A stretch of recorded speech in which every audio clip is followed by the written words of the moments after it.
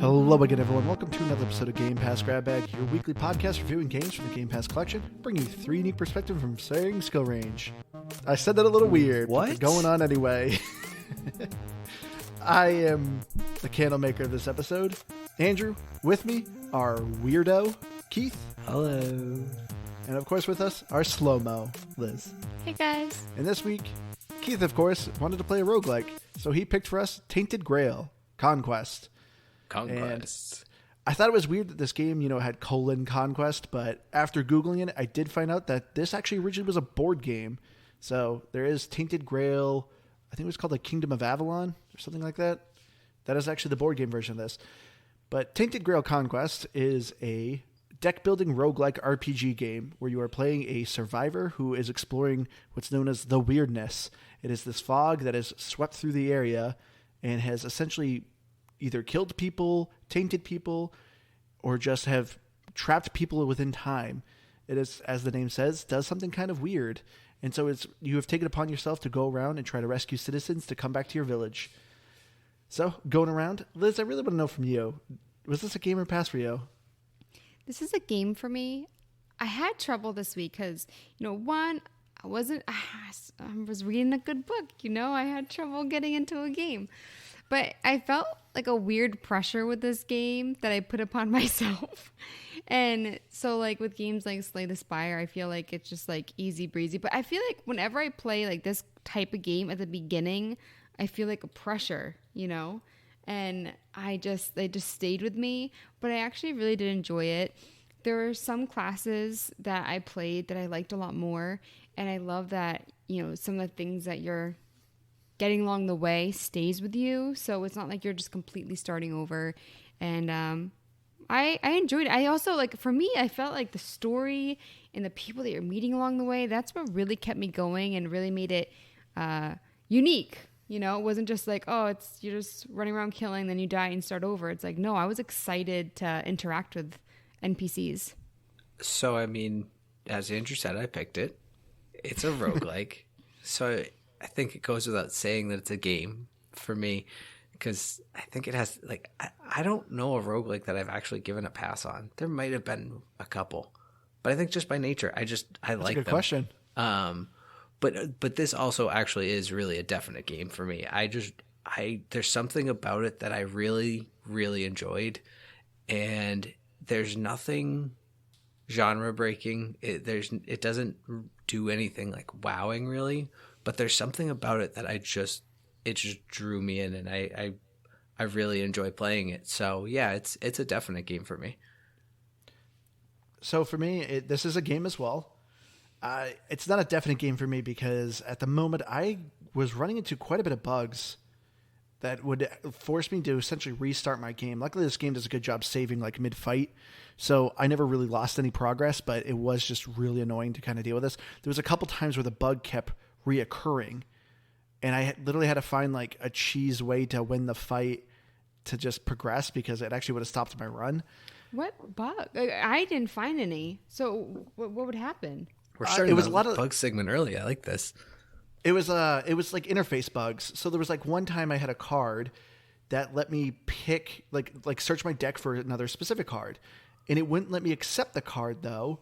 But I could still end my turn, but I couldn't play any cards. So I had this interface stuck on my screen, but couldn't actually play anything. I could just end my turn continuously, but it wouldn't do anything. Yeah. And there was a couple times too where my character would freeze and it wouldn't, even though I ended my turn, so I'd have no cards in my hand and everyone would just be standing there and the game would just kind of essentially freeze. I did actually have that happen to me one time that I remember. Unfortunately, I was able to just close out of the game and it just restarted the fight and it worked. But yeah, I did run into that one time. But so I don't know if this is a bug, so maybe I'm a little early. But just here's an interesting thing I found, and maybe it's something to do with my TV or whatever. So I have, as you know, I have my Series X now. Yay me! I haven't set it up yet. Finally, but you still haven't set it up. You've had it for a week. A little less than, but that's oh my god. That's not the moral of the story. The moral of the story is that I've been playing on my One X still, and I've been cloud playing it. So I was like, this game can't be that big. I should just install it. I installed it, and it runs worse installed on my Xbox, and if you're playing on a 1X, I'd be curious if you play this. Try downloading it and let me know if you had the same issues, but it caps it at 1080p, which is fine, but it was like super jittery. And so I just uninstalled it and ran it on the 4K by streaming it on the Series X via cloud, and it ran perfectly buttery smooth. So that's weird. Yeah, it was a weird thing. But yeah, so yeah, I interrupted you. Well, I'm just gonna say real quick too, like if you were someone who loves Slay the Spire or Monster Train, 2 games that we covered, which by the way, Monster Train actually has one of our lowest listeners listens to. Check that episode out. That game was fantastic. It's kind of sad that people haven't checked it out. But anyway, this game is very similar to that. They take a lot of same elements from those games, which that's why Liz, I kept telling you, like, play this game. You're going to love it, because Liz just recently started playing Slay the Spire again, and you were like hooked on it. So I was like, check this game out. You're going to like it. It's a really nice car ride. Like if you have like a long trip you got to do, Slay the Spire, just nice to play. Yeah, so I thought you would like fall in love with this game, but then you're playing it, you're like, meh. I gotta play this, and it's like, okay. But anyway, getting into the story of Tainted Grail, actually, I did forget to mention, so Tainted Grail is done by Awaken Realms Digital. Gotta give credit to the studio. I forgot to do that at the beginning. But in Tainted Grail Conquest, as I said, you are playing this no-name survivor. This takes place during the Arthurian era, so there's a lot of mentions to King Arthur, Merlin, some of the Knights of the Round Table. But you are on this island that's off of, I guess, Britain. They don't really say. They just say that you're on a boat and you went to an island. So I guess you're probably off of Britain. But this island gets enveloped by this fog called the weirdness, and weird things start happening. But you end up finding this statue that removes the weirdness. And you are hired by Death himself to essentially go around and rescue citizens. And as you're doing it, you're learning all these different stories. And there actually is an overall story as well. And I want to know, did the story drive you guys at all? No. But not even the side stories? It's a lot of dialogue. There's a lot of it. There's a lot. I wouldn't say a lot. When you get into the conversations with the NPCs, there's kind of a lot. And there's like 5 pages. That's not a lot for like an RPG. It is, and you can skip through it, but there something that is a nice touch to it. But it's all voice acted, and it's actually we won't get into that yet. But it's voice acted, and so it can. I don't know. I thought it was interesting, and I like that it had it almost Hades style. I appreciate roguelikes that do it. I never am going to fault them for it. It wasn't what drove me. The gameplay is what really drove me at the end of the day. I just wanted to do more gameplay than involve myself in the story. I would kind of skim through them, get an idea of like, because you have certain points where you make choices, and I think it actually, not drastically, but I think it can change outcomes. I'm not entirely sure. I don't think if it is, I don't think it's drastic. Yeah, like, I don't think there's a way you can lock yourself out. Yeah, I don't think you can get locked out of anything, but I think there is slight shifts in at least the dialogue that you can get. So yeah, I don't know. There were some aspects to it, and like different things can happen, and you might have to like redo certain cuts, or you might have to find a character again if you don't choose the right choice the first time. But overall, for me, it was the gameplay was what I cared most about. See, I did like the gameplay, but for me, I was more interested in the stories. And I like that a lot of the characters that you meet along the way, like the candle maker has someone that he's looking for. And all the people are connected and you're exchanging items. And I also like that you're like tested a lot. You know, you have to make these decisions, and sometimes I don't think I've made the wrong choice yet. But usually if you make the right choice, then the person trusts you, and then you will meet them along the way during another run, and it keeps going. And sometimes you need something in order for that story to progress, and you're like, crap, I should really focus on, like, if I see the hunting grounds, actually getting food in case I run into this guy. And I also, like, there were some stories that were just so interesting, like the ghost and... Which one? There's a lot of ghosts. The ghost that ends up a villager. Oh, the villager ghost. Okay. Ghost. Like, oh, I didn't know if you were talking about Silence, who is also kind of a ghost.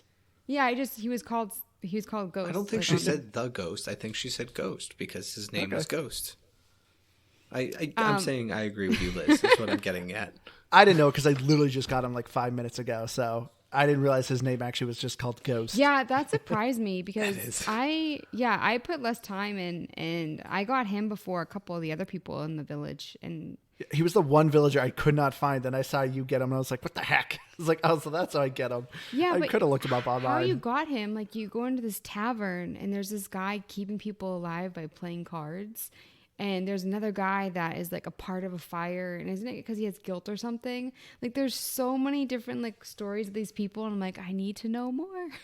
Yeah, I agree with you, Liz. I actually thought the side stories were cool. The overall story I thought was just okay, because I got to the point where you fight the final boss or see who the final boss is, and when the story kind of played out there, it was just kind of like, It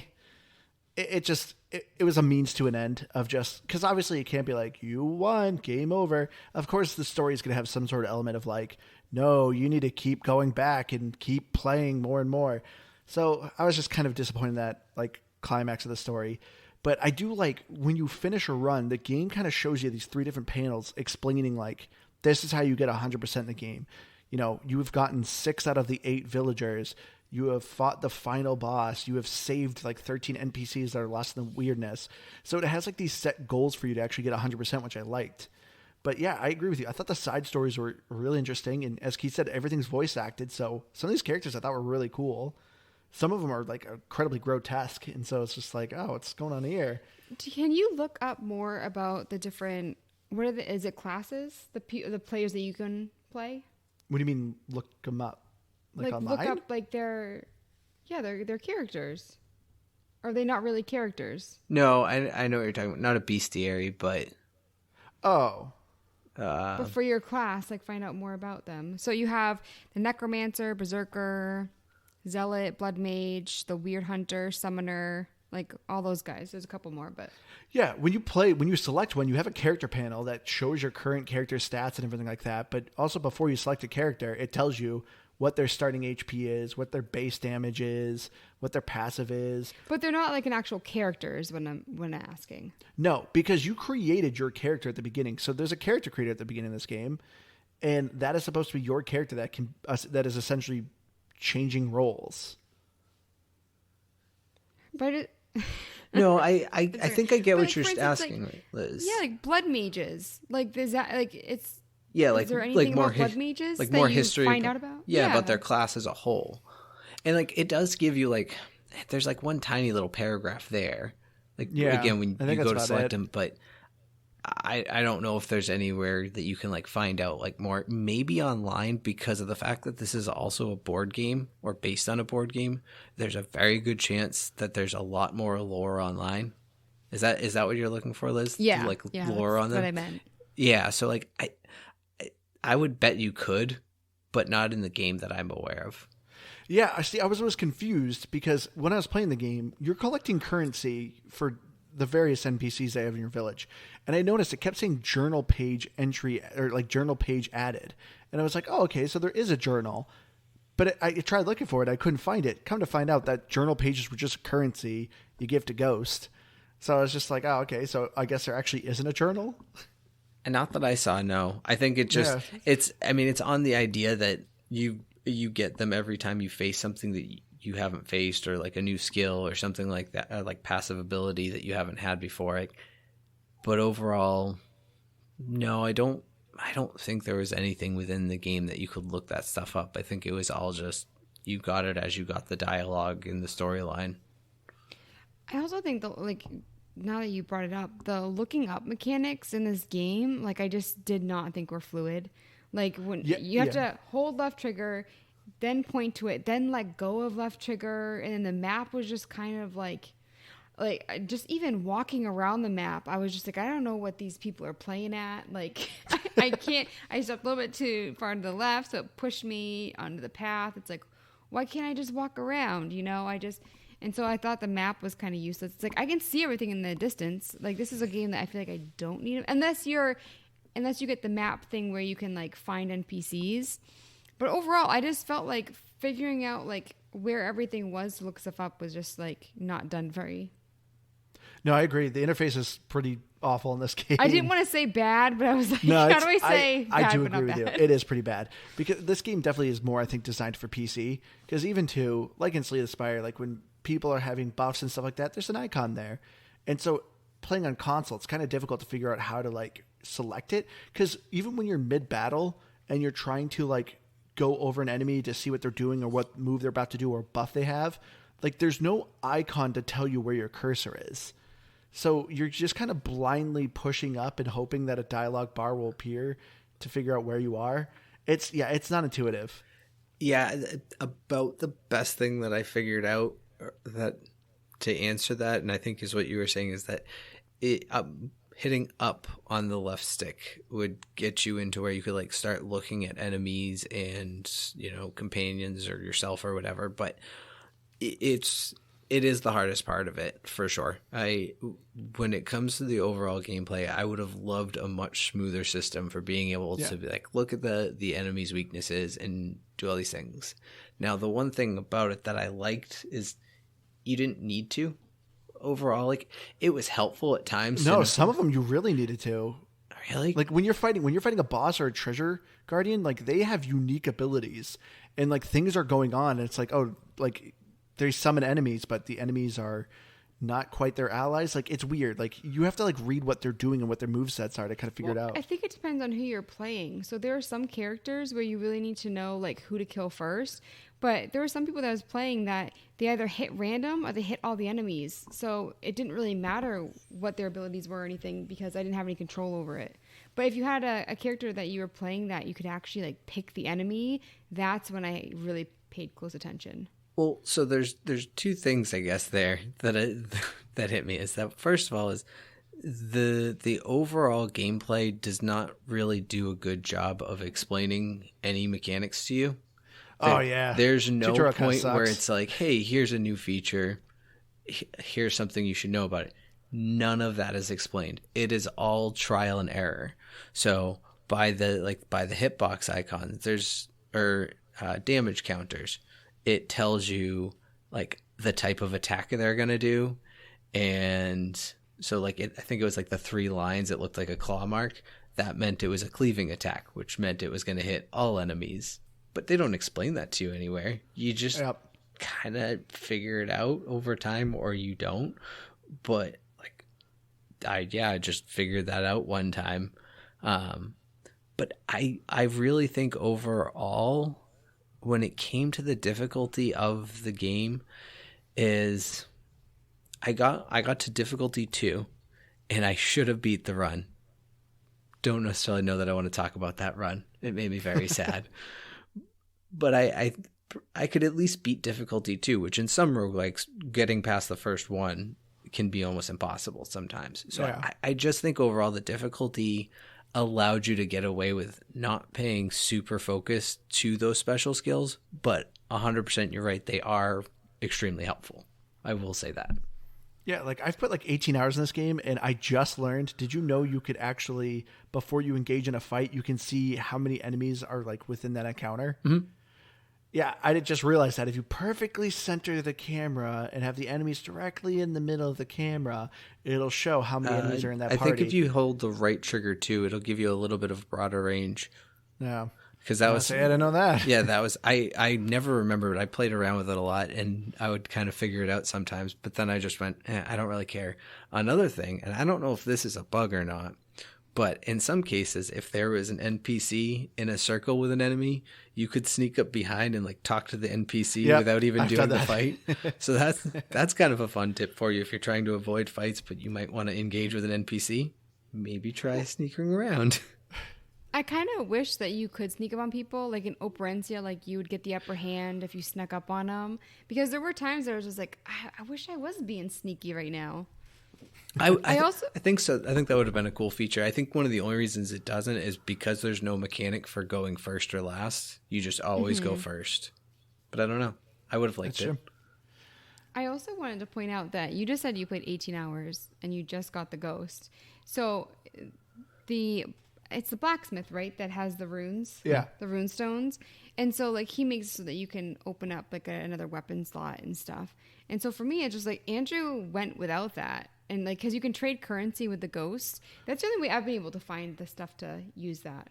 So for me, I'm just like, I can't believe that you went that whole time without him. I mean, I'm just good. I got to difficulty 4 with no issues. Dang. I did not find this game that difficult. I guess it is one thing that's nice. I mean, if you play kind of like me, I didn't find it too challenging. So I don't know what the max difficulty is that you can go, but I do at least like this game kind of progresses with it. And so, yeah, I find the game to be very forgiving. As Keith said, you know, if you're not doing too well, you can avoid fights. You have a kind of an open map. I mean, you know, obviously you got to fight the end stage bosses of each area, but you can kind of limit your encounters if you want. But I loved playing this game. Like the actual core gameplay was a ton of fun. Just the interface is rough. But I loved the different classes. There's up to 12 classes you can pick. Well, 9, right? Oh, yeah. Wait, yeah, you're right. Yeah, okay, there's 3 9. classes with 3 each. Oh, that's what I was thinking of. Yeah, there's technically 3 classes. You have an archer, like a warrior, and a mage, and then of course they have like 3 subclasses each. So you have your archer, but then there's like a variation where, you know, the guy wants to shoot a ton of arrows, but then this class might only want to shoot 1 arrow at a time. Same with like the warrior. You have the berserker who wants to take damage because he does more damage, or the pathfinder who wants to avoid damage. So they're really interesting. They're still kind of similar, but very unique in their own ways. There's one I wanted to give up on, and I'm currently playing them now. I think it's your farthest, right? them. No, the summoner I did the furthest with. I think. But yeah, I wanted to give up because I just didn't like it. Was playing differently, and I wasn't utilizing what is the X? Your ultimate. You keep forgetting you have an ultimate ability. I always do, and I also didn't want to get rid of a character because with this one's ultimate, like you get rid of a character, but it would actually be like really beneficial. So for me, and also like switching between the characters, like it is even like blocking is so different. Where some, if you don't have people taking damage for you, like you have like 1 block, which is 1 hit. Even if they hit you for like 20, it's like 1 block is fine. Versus like other ones, it's actually like the exact number. So they're going to hit for like 56. They're going to hit you for 56. So it's so weird, like going through the different, you know, cards and stuff. It's a bit overwhelming. I feel like Andrew was just constantly playing Apex and Yellow would be like, babe, I know. what does this card do? I feel like a lot of games you play, I feel like I need to put sticky notes on the TV screen, like pointing like, babe, this is your ultimate. Whenever it's full, make sure you use it. Or like, look at this area. This is your health. Like, I feel like I need to put sticky notes when you play a game. And I will say one thing that, like, because I'm the type of person that, like, I do have an eye doctor's appointment this month. It takes a long time to get them right now. But, so. Very important information. I hope you also have hot eyes, Liz. You have hot teeth. Maybe you have hot eyes too. Maybe. But it's so much reading with this game. And I'm kind of blind and I'm like squinting. And like I also, which is weird because I watch TV with subtitles, but it was just like, I felt like it was a lot with this game. I do agree. Some of the text is a little small. Yeah, I was going to say, I think to Andrew's point of this being probably best played on a PC is at the very least on a monitor. Whether you play with a controller or you play with keyboard and mouse, it's more than serviceable, even if it's not great with a controller. You can do it that way. But I think a monitor would be best because there is just a lot of really small icons that you can see them, but it would just be nice to not have to squint at them a little bit because they're so small in some cases. I think the text is all really fine, but I'm getting older now. I wouldn't mind it being a little larger. But I think overall it was fine. It's probably best on a monitor. Yeah, I did a good amount actually on Cloud Play. Oh, so, yeah? I didn't have too much of an issue. But granted, for me, I already played enough of this game that I didn't need to be looking up things. So I guess I can't say that I had a hard time seeing because I kind of knew what things were saying and what things were doing, so I could just play naturally. Yeah, like Slay the Spire, it's one of the things that I like about this style of turn-based card games is that once you start to really know the cards and you know the class you're playing with, you don't really read cards anymore. You just play by icon, and it just becomes like this smooth, fluid game, and that's just something I enjoy so much about it. Is it's slow and it's easy. I can put my controller down and take a sip of my drink or walk away from it for 2 minutes, stress free, but it's very fluid at the same time. Yeah. What was your guys' favorite classes? That's a hard I like one. the summoning ones, where I had like the golem and the worm. And So you just like the basic summoner? The one I'm playing now, I'm playing the blood mage now. Yep. Yeah, I like them too. I hated the blood mage at first, but I feel like whenever I start getting into a character, I think the only one that I was really just like mad about was the weird hunter, but I don't think I put enough time into him. I feel like the longer that I play, I'm like, I just love this character. I don't want to do another one, and then I switch, and it's like the same process over and over again. Yeah, so I really honestly played a lot of them, a lot. I think I put like close to 30 hours in this game. Oh my gosh, Keith! I mean, you've been playing this for like 2 or 3 weeks, haven't you? Yeah, I think I played it from day one when it came out. So I've been playing this a lot, and so I've played just the heck out of every character. I just haven't played a lot of difficulty differences, so I haven't gone up as much there. But as far as the classes go, I like them all. But I would say of the three, so of the summoners, I actually like just the plain basic summoner the most. I think the blood mage is just a weird, like you kind of have to get into the game to start getting lifesteal, because you don't really gain a lot of health back very easily while you give up a lot of health. And then the other one, what's the other summoner? Necromancer. The Necromancer. I didn't care for him. The Necromancer is just a bit confusing. Once I started to understand how it worked a little bit more, it's kind of a fun concept because your minions are attacking you, but you want them to attack you, but you can also just load up on barrier, and they're kind of a lot of fun. But I think the Summoner was my favorite. I liked the Pathfinder the most, but also the Berserker. If you got the right RNG, all of these classes could just be a lot of fun, and I think that's the big thing about it. The one I actually did like the least though was the Archer that relied on the card flips, because it just he was annoying. The ultimate ability wasn't that good. It could be good again with some RNG, but overall it was kind of just boring. I didn't care for a lot of the Archer classes. The only one I liked, the Apostate, I think he was. Yeah. He basically was like trying not to shoot, but when he shot, it was super lethal. I actually want to run with him the first time I tried. I actually enjoyed him, but I love the Berserker. The Berserker I thought was just a ton of fun to play because you're always trying to play a fine line of being like less than 25% health, because then you're getting like extra energy playing more cards, and he was just a ton of fun. And then the Pathfinder, he was the other warrior class where his whole thing was to not take damage. And if you could not take damage, your damage just ramped up so quick. And he was a ton of fun. But I agree, Liz, I did not like the Weird Hunter. I played him actually probably the most, because when I first started this game, I was like, oh, I'm not going to switch classes until I lock like all the cards and everything for a class.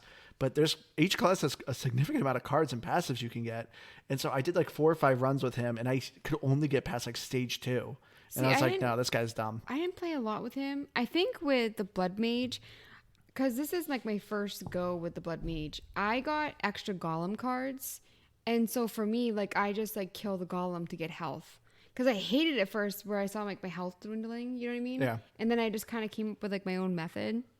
Oh, yeah, you hate it. You were like, I'm going to quit. I'm losing health. Another thing though, that I complained about, I don't have chill, was another thing I didn't like were the weird candles, which was in, what was that dungeon game that we Darkest played? Dungeon, yeah. Darkest Dungeon.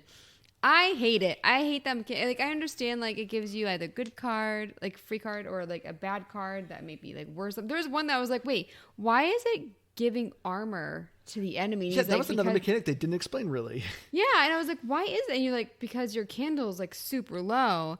I just didn't want the candle business. You know, there's so many things I liked about the game. Like, I loved like the passive abilities and the rune stones, but there's some things like the weird candles and the gambling where you just roll dice. You know, it wasn't really gambling. You don't even roll dice. It's hate rolls dice. It's literally text that says you win or you lose. Like, you love gambling in games. Did you like it? No, because it's not real gambling. Oh, I did it once and I won, but I did it once and that was the last time I did it. But yeah, in all fairness, though, with the weird candles, they have these like rocks, the totem things. The weird stones. The weird stones. I'm so good with vocabulary today. But you can get one if you get rid of it. And you can find a couple in a single level. So, I mean... But then there's some guy keep asking you for them. And you feel bad. And you're like, here you go, I guess. I know, you're getting mad. You're like, I want my candles. Stop taking my candles, man. I kind of just got to a point I stopped using them. There's nothing overly punishing for running around in the weirdness. You get some random encounters, and which can engage you in some extra fights. But largely, I didn't think anything was too punishing. The only punishment you get is in those Tainted Force cards. Is that what Tainted Force, I think? Those little glowy cards. So I just always called them tainted cards. Yeah, but yeah, as you're playing, you get these like cards, and if your worm candle is high, then it gives you good things like reducing enemy armor or whatever. And if it is low, then it gives you bad things. So you kind of want to keep it high for that reason. But then you can just, if you're like having a good run, they kind of just don't impact you enough because everything else just makes up for them. I felt like. Yeah, I'm actually doing a run where my candle is completely extinguished, and I'm still not having much of an issue. Granted, I lowered the difficulty back to difficulty 2, but still, I'm just like plowing through everything, and it's just like, well, this really doesn't affect me that much, so whatever. So, the weird candle aspect gameplay did not bother me that much. Not only that, like, I remember my first 2 runs being like, oh, I'm almost out of candles. But as soon as I got the candle maker and I upgraded like 1 or 2 of his abilities, I feel like I have candles for days. And I'm just like, whatever. Yeah, I get like 5 candles from killing a boss or something like that. 4 or 5 candles. So like I just always... And I use up 1 or 2 candles per area. Yeah, there was one run, I think I had like 20 plus candles at the end. Yeah. So... I'm really slow at upgrading things. It takes me a long time to play with You're the slow cards. in general. I'm very slow with the card games. Liz has put, I think, about 8 hours, and she's on her 4th run. Maybe. Yeah, but we were talking about this a little bit before. The thing about it is even for me, and I don't generally take a slow run very often. Like, I will slow down if I need to, but I keep moving generally, and...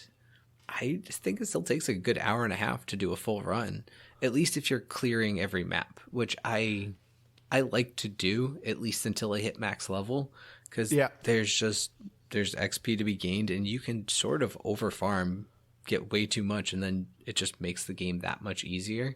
Yeah, the passives you get, so every time you're playing a run, you're leveling up your character with each fight, and a character's max level is level 20, and every time you level up, you get to pick one of 3 passives, which are essentially like the items you get in any roguelike where they're just buffs.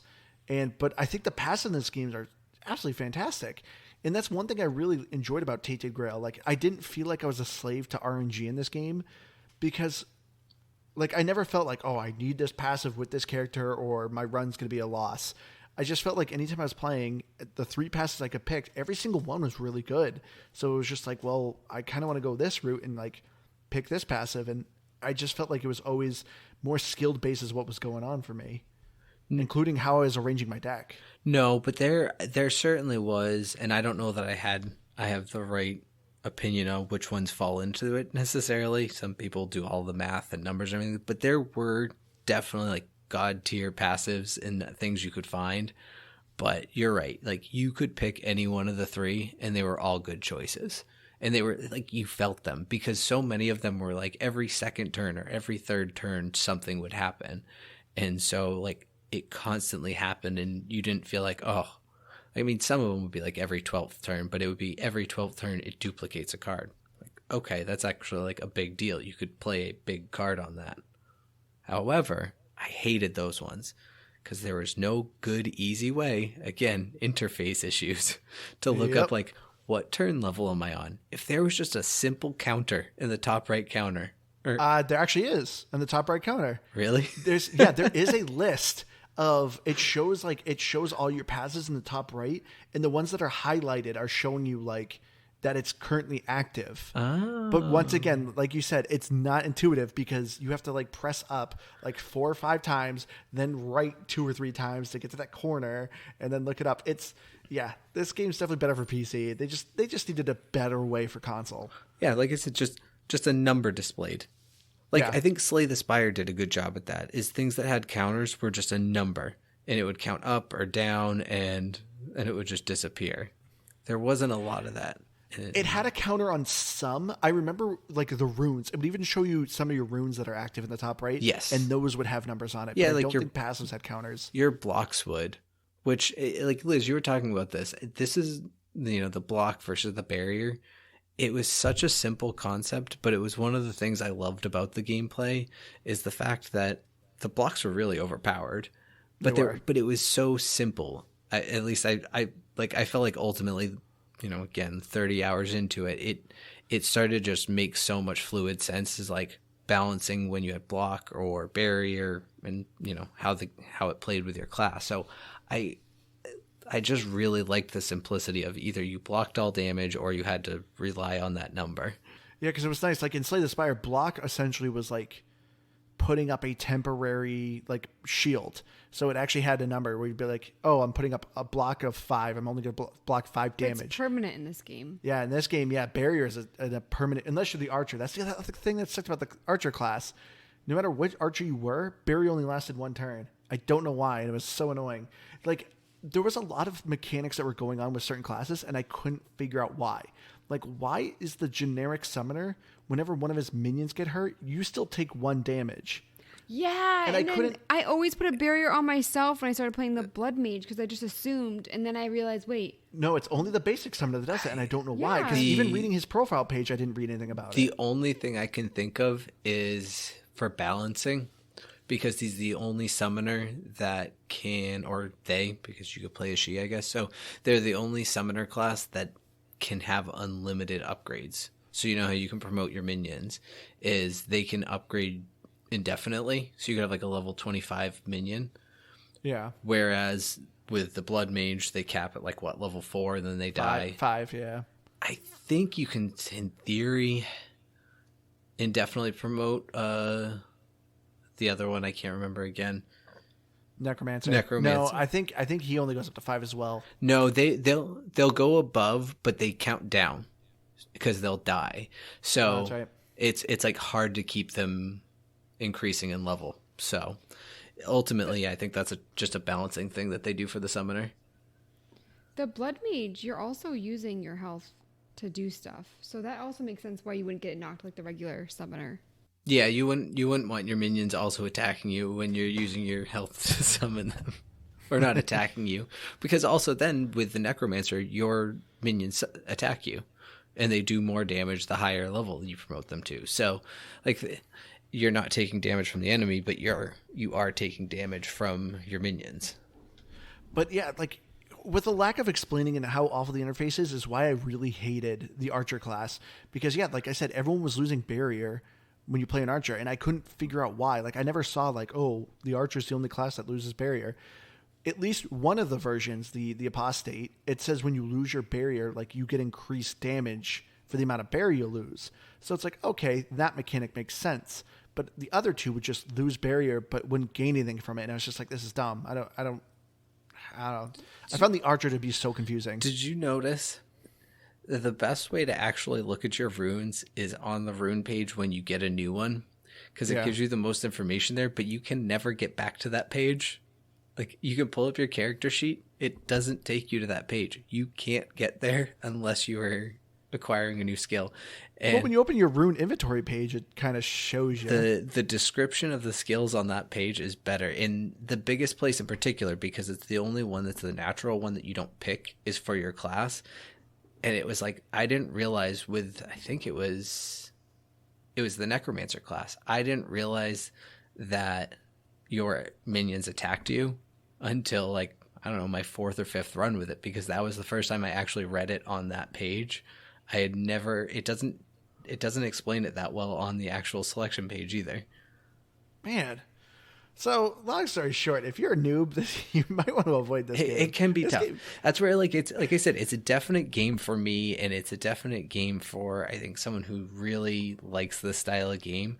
Like, this wouldn't be the roguelike I would recommend to somebody who's never played one, for sure. For me, it's a lot of fun. I felt bad asking Andrew lots of questions. And I mean, I'm used to it. You do this every game, every week. But honestly, Yeah, though, that's very true. like we've talked a lot about it. You shouldn't feel bad asking questions. I looked up a lot of things, honestly, because there's just like weird little things that don't make sense. So I think you're perfectly fine to ask questions, because this is a type of game that leads to a lot of them because there's no answers within it. I don't think I looked up anything online, which I should have, because I would have figured out how to get the ghost a long time ago. Yeah. One thing I think was a little bit underwhelming with this game, though, I thought the environments, and honestly, for the most part, the overall graphics were really bland. Yeah. Like, specifically, you walking around the map honestly looks like original Xbox or like PlayStation 2 graphics. It's really kind of janky. And not only that, your mini map will show you like actual pathing you can do. You'll look and you're like, oh, this is a clearly open field. But then you're like, oh, my character isn't walking forward. There's apparently an invisible wall there.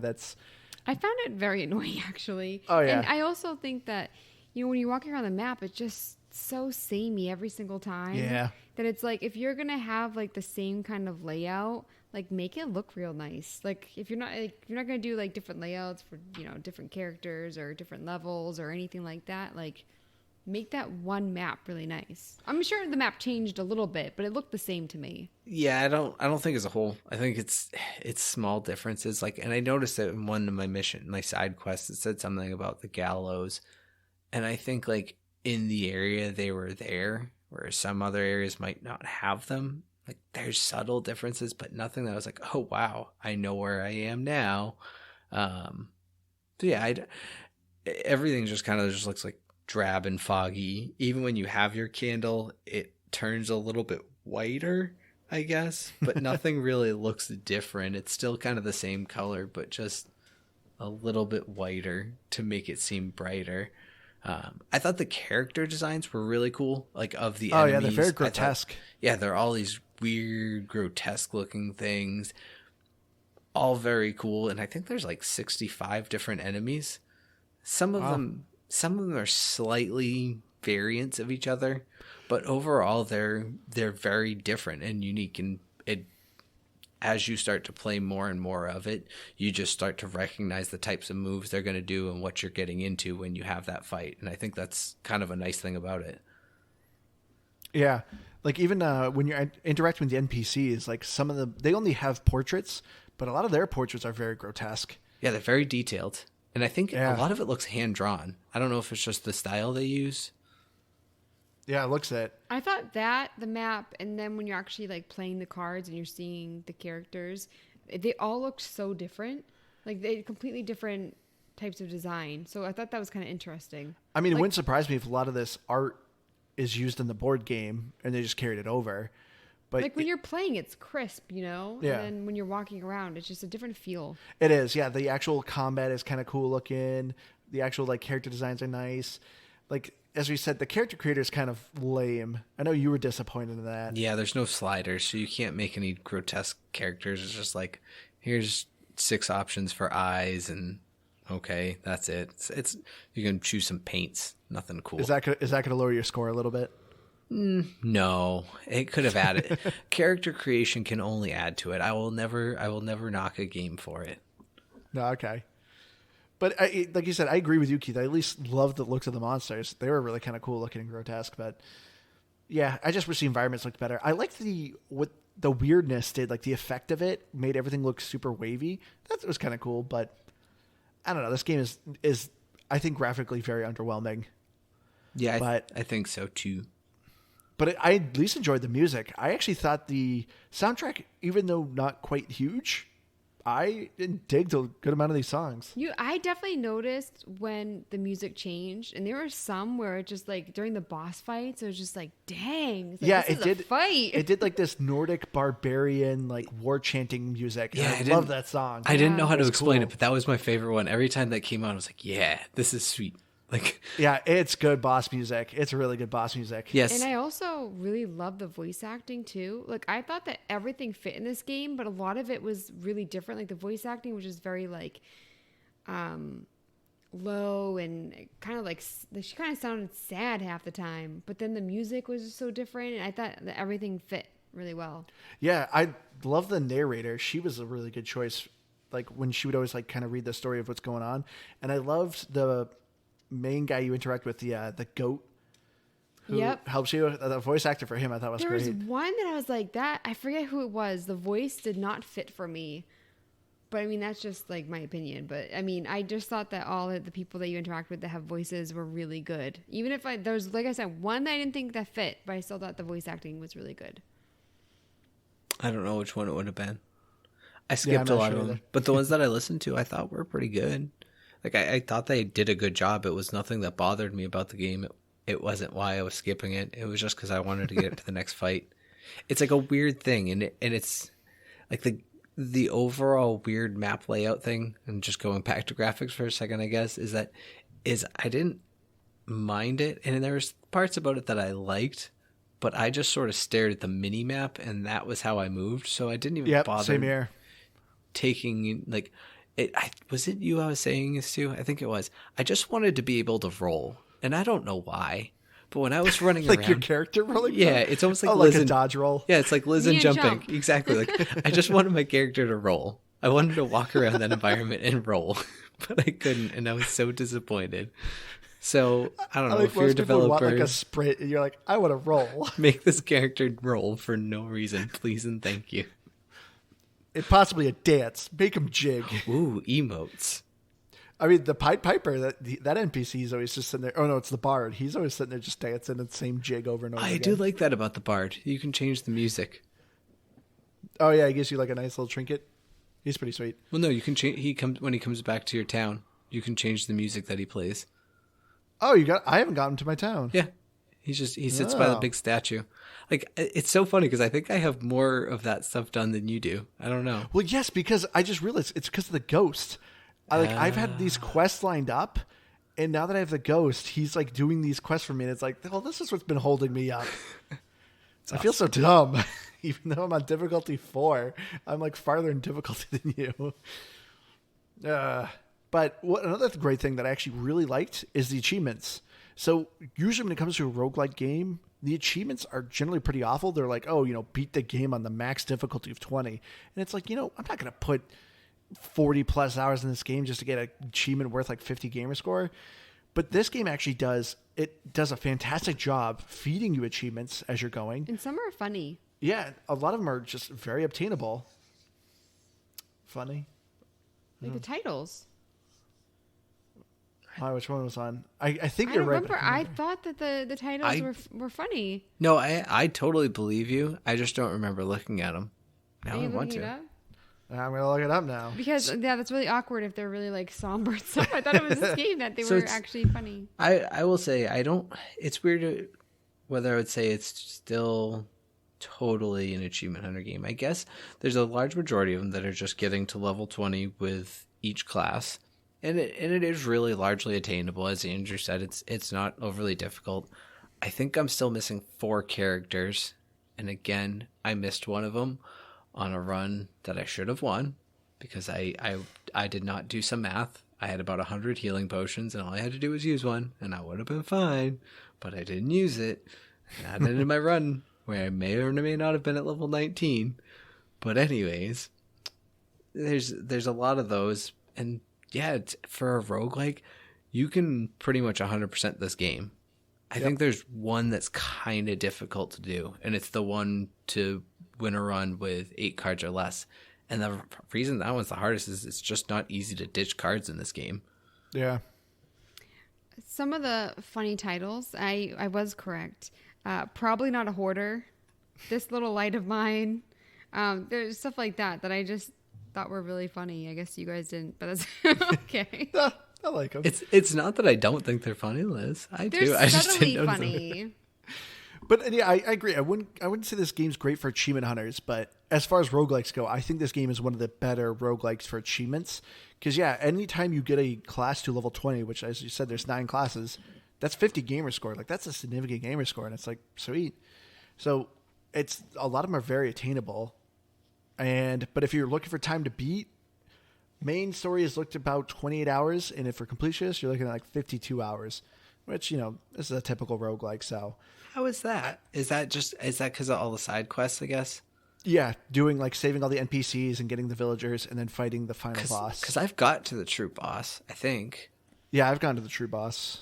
Because, I spent my 3 worm hearts or whatever. Weird hearts. But did you save all the NPCs? There's like 13 in the wilderness. No, I haven't done that. So do you fight the true boss after saving them? Yeah, because once I did that, the guy was saying like, oh, I don't have my memories. You need to like save all the people and fix their problems for me to get my memories back. So there's like a way to continue, yeah. I gotcha. But getting into our final thoughts here. Keith, go first. So, I mean, I guess when I looked at this game, I didn't really know much about it. But I said, all right, I'll give it a try. You've got my attention, roguelike. Yeah, and the description said roguelike. Yeah. And when I saw that, I was like, Keith's going to pick this game. If anybody's curious of a timeline, I think it was like the day after I started playing is when I created my funny meme that I made on the Twitter. So go look at that, and I think that's like a date stamp for you. But I picked this up, and it just immediately drew me in because it had a lot of the simplicity of Slay the Spire, but it felt just slightly different. And I think that even though there's 3 main classes, every subclass felt like such a different run because how they played and the way you used your cards was all so different that it made it feel fun. But it also wasn't the type of game or what some roguelikes do where it's like, I don't even want to say punishing, I guess, but you start a run, 30 seconds, it's over, whatever. Most of these runs would last me 30, 40 minutes, sometimes, an hour and a half if I end up winning the run. And I enjoyed that. It made it feel gratifying, and it felt like I was really building something because it also is somewhat easy, and that's kind of a nice feature to it. It's overall pretty simple. So I don't think it does anything game breaking, but it is something just so nice as someone who's a fan of roguelikes, and I don't think you can miss this if you like this genre. If you don't, the game doesn't do a good job explaining. Go start with something way easier. Game Pass has hundreds of them, I feel like, and we've done all of them. So you're telling people play a different roguelike before you get into this roguelike? If you've never played one, yeah. Okay. I think if you're familiar enough with it and just like kind of how the genre works of it, it's not as hard to like fumble your way through. But there's just a lot of weird aspects to it that the game doesn't tell you, and you don't even know to look for unless you're familiar with this style of game. So all in all, I think I'd say 90. Yeah, 90 feels like a good score for me. I'm going to go with that. So I agree with a lot you said there, Keith. I enjoyed Tainted Grail quite a bit. I think this game is very similar to Slay the Spire, which I'm a huge fan of Slay the Spire. I enjoyed kind of the open world aspect. I love the RPG aspect. I love actually leveling up my character, getting these passes. The passes were super great. I felt like this was a nice roguelike that just wasn't punishing because, I just wasn't getting the buffs I needed or I wasn't getting the cards I needed. It definitely felt like this game was a lot more skill-based. And not only that, I love the diversity. 9 classes, and each one has a good, 30 passes you can unlock by playing them. So this game had a ton of progression, ton of things to unlock, ton of different classes you can play as. So it definitely mixed things up, and I really had a lot of fun with it. Got to see a good amount of the same enemies, but, that wasn't too big of a deal. Graphics were kind of a disappointment, but the music at least was good. And I loved the lore. The actual world was cool, and I thought the story was interesting. For me, though, I think the bugs kind of put me down a little bit, so I think I'm going to give it an 85. If they can fix some of those bugs, yeah, I think this would be better. I do just also wish this game taught you more. Luckily, I'm usually pretty observant and can figure things out pretty quick, but I know that'll be a hang up for a lot of people when it comes to this game. Yeah, I don't know why I didn't just say go play Slay the Spire, because it's like, I don't want to say the easy version of this because it's not easy, but it teaches you how to play it so much better. So So if you want to try this game, go play Slay the Spire first, because that's also an awesome game, and probably just go play it anyways. Anyways, go ahead. Sorry, Liz. I think for me, my favorite part of this game was the story. I enjoyed the gameplay, but I think I'm going to give it an 88 because I did enjoy it, but I just didn't find it addicting. There was never a point where I was like, oh, I can't wait to play this game. So I think there were just a couple of things that kind of bothered me, and I actually thought it was weird that I didn't like the game more. So I didn't know what to rate it, to be honest. So I'm gonna give it an 88 because I think it's a good game. Your rating always this catches me off guard. Why? I wasn't gonna say the same thing, but that was the least enthusiastic 88 I've ever heard. Like, you felt disappointed to give it an 88. I feel like I'm giving it a score where I'm like, I feel like it deserves like a higher score, but I also just didn't enjoy my time as much this week. And that's what I mean. I don't think it's the game's fault, but is it I don't know. And that's what always like kind of blows my mind. Like, I'm watching you play and I feel like you're complaining. You would play for like an hour or two and you're just like, I just need to stop right now. And like, I felt like I was enjoying my time the most, like playing this game. Like, I really enjoyed it, and you apparently like it more than me. Yeah, that's why I'm mostly just surprised that you gave it an 88. Like, it feels high, and it's fine. You're entitled to your score. I'm not even like giving you crap for it. I'm surprised by it. I didn't know because there were times where I was like, I really do like the gameplay. I really do like the story, but I'm just not feeling it, and so I didn't know. I'm like, I don't want to give it a low score because I was like in a funk this week. Was I in a funk? Was it the game that gave me the funk? I don't know. So I would rather score like a little bit higher. I also didn't get any bugs or anything. And for me, like, I really did like the music and the voice acting. And I feel like the things that I didn't like were kind of nitpicky stuff. Like the candles. Like, the candles weren't that big of a deal. But it's like, I really didn't like them. I had to complain about it this episode. But looking at Metacritic, it's TBD all around. Yeah, this is a pretty new game. There's like one positive review, but it's not written. So one in the green. Wait, did we actually say gamer score? Oh, for achievements? Yeah. Huh? No. I don't actually know if I beat you or not. I was just pretty proud of mine because I think I had like 750. Seriously? Keith's like, of course Liz would forget the week that I did really well really and played good, 30 guys. hours. Can you please notice me? Well, I know I got the achievement of beating the tutorial boss. So you didn't get that one. I did. I went back and I did it. Haha. Okay. And I think there's actually a way to do I it did without. not get that I think one. it's actually. No, I don't know. That's the way I did it. I went back and did it. I got 435 gamer score. Oh, that's nothing. I have 750. Oh my gosh, Oh! Keith. Jeez. There's one of them. I did play this a lot. Well, there was a couple of them I tried for. There was the one for doing like over 3,000 damage on a hit.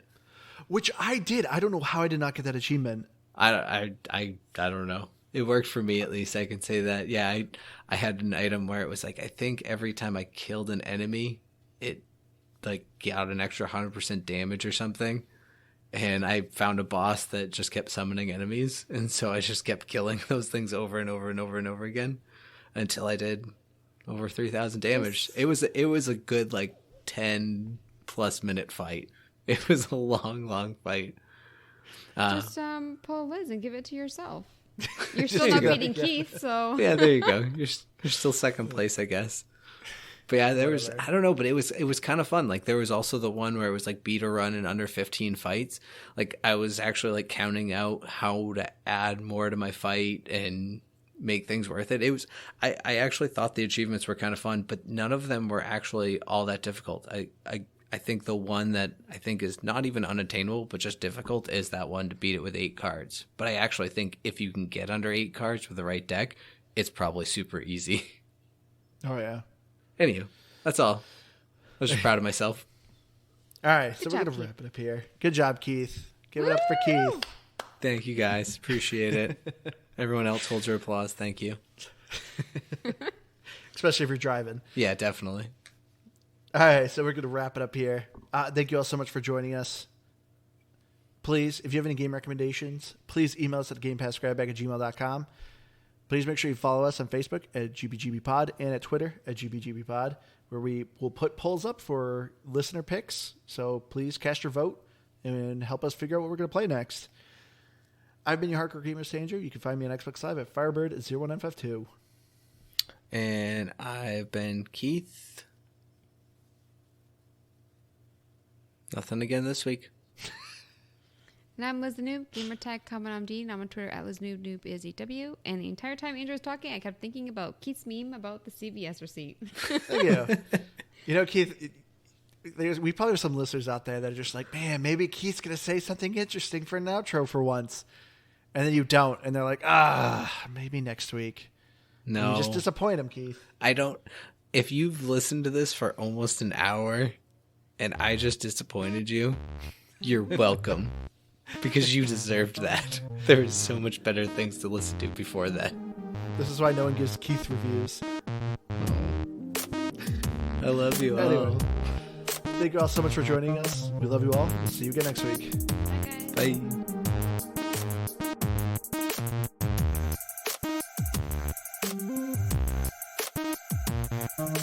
Bye.